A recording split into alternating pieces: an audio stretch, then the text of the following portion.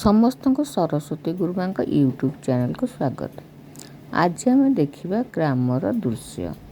ସହର ଜୀବନ ଭିତରେ ମନୁଷ୍ୟ ଧୀରେ ଧୀରେ ଗ୍ରାମ୍ୟ ଜୀବନକୁ ଭୁଲି ଯାଇଛି। ଗାଁର ଜୀବନଶୈଳୀକୁ ମନକୁ ପକାଇ ଦେବା ପାଇଁ ପିଲାମାନଙ୍କୁ ଗ୍ରାମ ଦର୍ଶନ ଯାତ୍ରାରେ ନିଆଯାଇଛି। ତେଣୁ ଗାଁର ବିଭିନ୍ନ ଦୃଶ୍ୟ ଦେଖନ୍ତୁ।